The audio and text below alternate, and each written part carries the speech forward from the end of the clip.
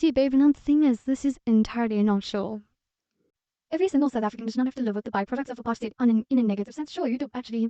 You're right in the sense that every person is either beneficiary or a person that has been disadvantaged through apartheid. For example, 70% of land is owned by white people, 70% of business is owned by white people. Only 7% of white people are unemployed. In the entirety of the population of white people, only 7% are unemployed, as compared to 46% of black South Africans.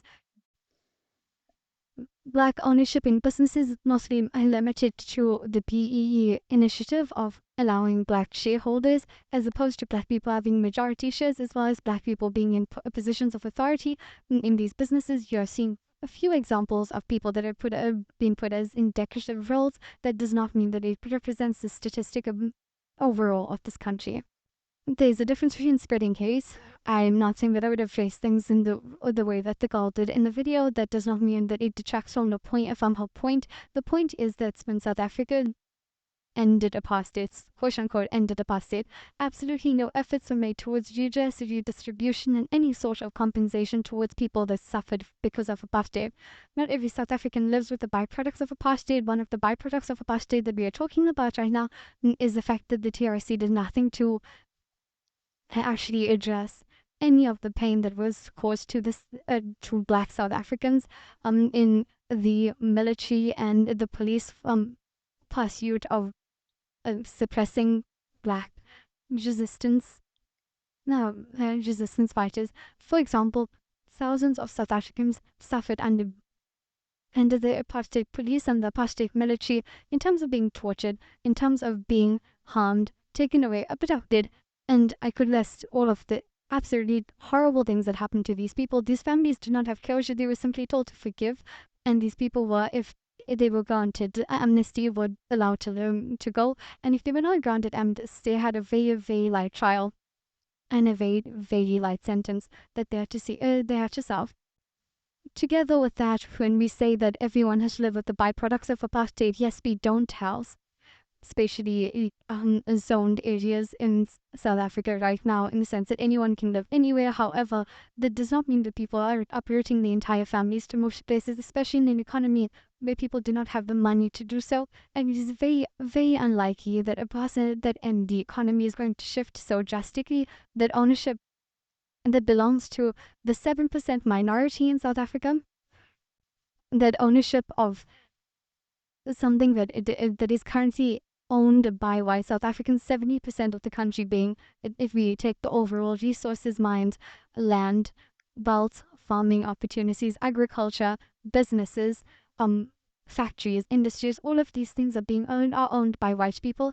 70% of it is being owned by white people. Therefore, the opportunities that black people have to progress and to actually move out of these areas is incredibly limited. The Group Areas Act divided people not just based on color, but also based on the advantage of those particular communities and how close they are to job opportunities, how close they are to industries, how close they are to certain spots that would be considered incredibly advantageous. The same way that the 30% of land that is owned by black people, or non-white people, that is being used for farming, that land is not arable as the land that is possessed by white people, because when land was divided, the land was divided based on what was best, and white people were given that which was best.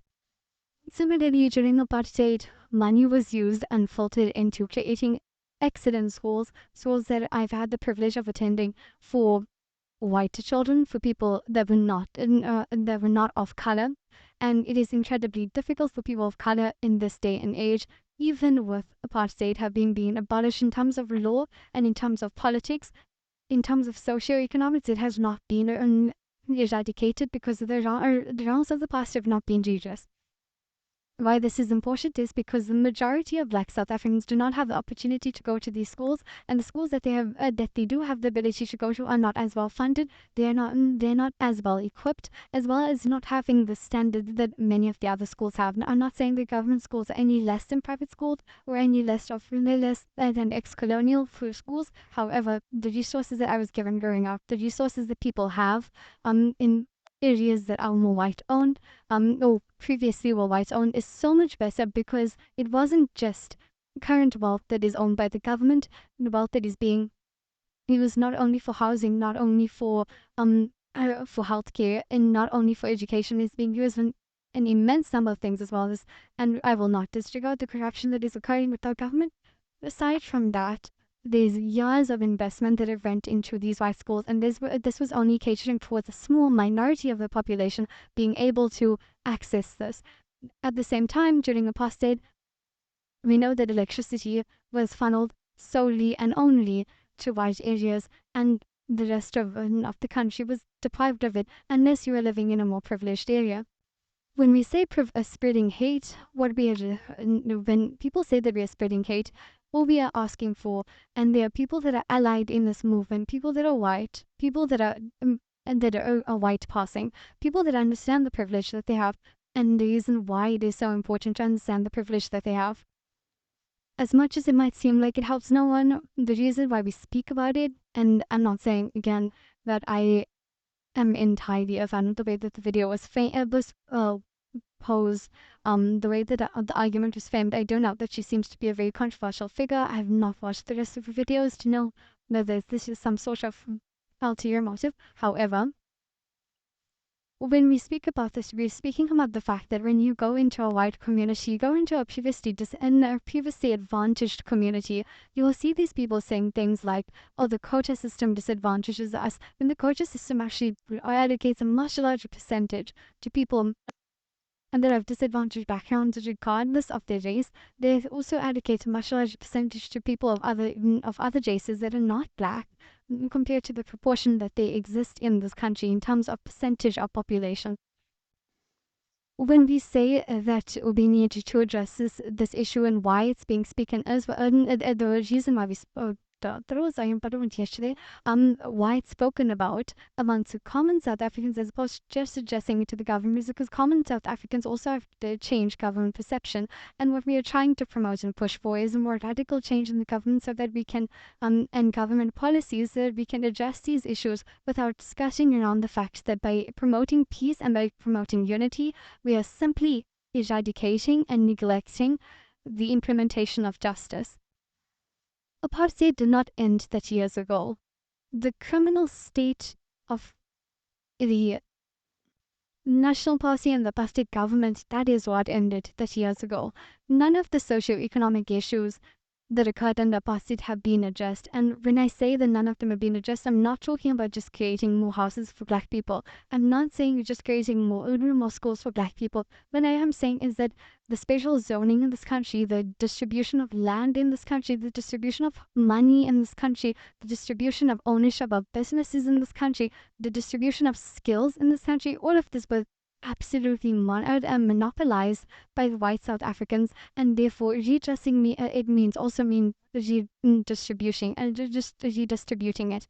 Then why we bring white South Africans into this conversation is because white South Africans also need to understand this privilege and understand how they can assist in and bringing black people and people that were previously marginalized and disadvantaged, that are marginalized and previously disadvantaged, to a level where they are able to play on the exact same playing field.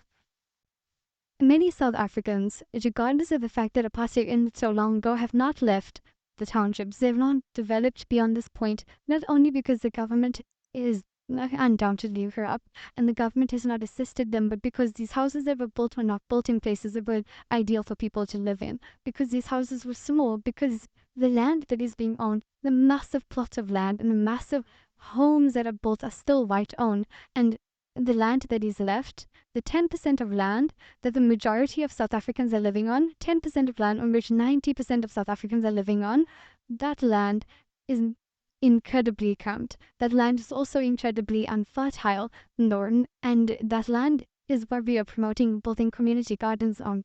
That's the land that we are saying people should use to their advantage. And we need to direct the conversation to how we're going to take back what was taken during apartheid, stolen during apartheid, and now make it something that is beneficial for all South Africans. And where all South Africans, we begin with the marginalized. We begin with those that were systemically oppressed during apartheid. And that is why the conversation is necessary, because people were advantaged and people are still advantaged because of that advantage that they had before.